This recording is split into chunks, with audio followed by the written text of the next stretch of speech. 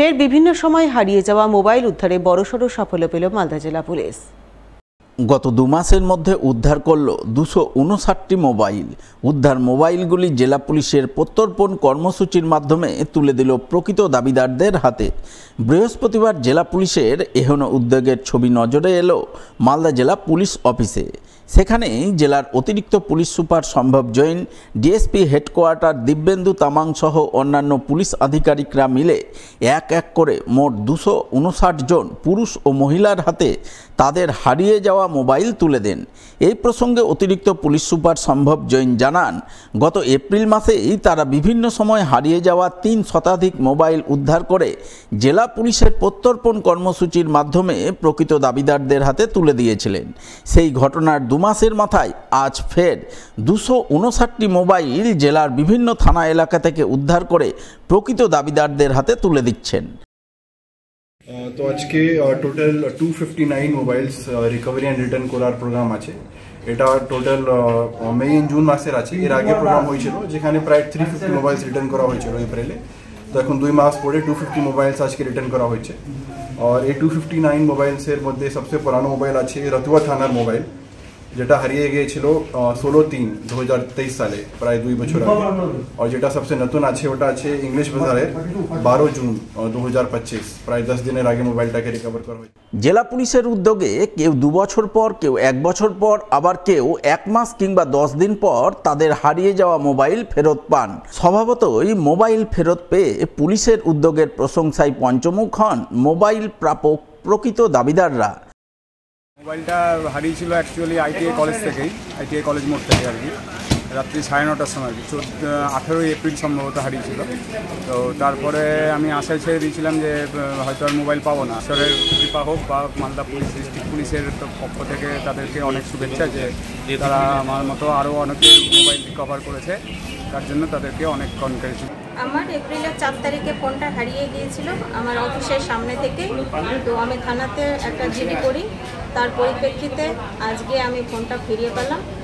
এটার জন্য আমার খুব ভালো লাগছে যে অনেক কথা বলে প্রশাসন কাজ করে না, আজকে প্রুফ হলো মানে প্রশাসন কাজ করে।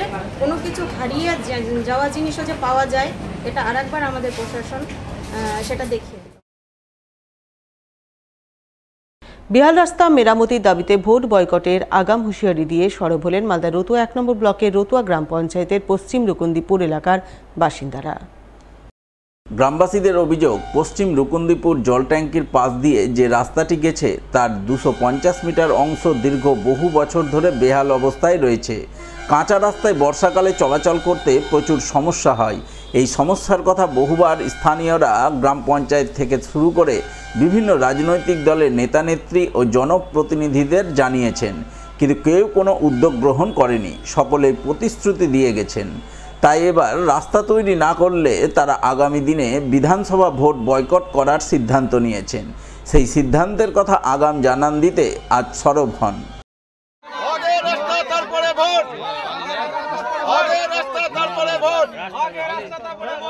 চলতে অসুবিধা হচ্ছে, বর্ষা হয়ে গেলে বর্ষাকালে নামা যাচ্ছে না, কাদা হয়ে যাচ্ছে। একটা সাইকেল নিয়ে মানুষ উঠতে পারে না, বাচ্চাগুলো স্কুল যাচ্ছে, অসুবিধা হচ্ছে, বাচ্চাগুলো পিছলে পড়ে যাচ্ছে। কোনোদিন পা হাত ভেঙে যাবে, তখন তো দিদিমণি বা আর কাউকে দোষারোপ করবে। তো অনেক নেতা দেখে গেল, অনেকে বললো যে করে দিব রাস্তা, আজ পর্যন্ত রাস্তা কেউ করে দিল না। আমাদের অসুবিধা পশ্চিম রুকুন্দিপুর গ্রামবাসী ঢুলিপাড়া, আমাদের যে এই যে এইটা ট্যাঙ্কির পাশে অবধি রাস্তাটা খারাপ হয়ে আছে আজ অবদিন, অনেক দিন হয়ে গেল, মোটামুটি ধরেন 20 বছর গত হয়ে গেল। প্রতিশ্রুতি দিচ্ছে সবাই নেতা মানুষরা যে রাস্তাটা করে দিব, হ্যাঁ, কিন্তু যখনই ভোটের সময় আসছে রাস্তাটা করে দেওয়ার কথা বলছে, কিন্তু আজ অবধি আজ রাস্তাটা হলো না। তা আমাদেরই একটা সিদ্ধান্ত নিয়েছি যে এই যে সামনে ইলেকশন ভোট যে আসছে, এবার সিদ্ধান্ত নিয়েছি যত পর্যন্ত রাস্তাটা যদি না করে অত পর্যন্ত আমরা ভোট দিব না। এই বিষয়ে রতুয়া গ্রাম পঞ্চায়েতের প্রধান শেখ আবু সোয়েব আলী জানান, পশ্চিম রুকুন্দিপুরে পাকা রাস্তার ভীষণ প্রয়োজন রয়েছে। তিনি ইতিমধ্যেই সেই রাস্তা পথশ্রী প্রকল্পে ধরেছেন।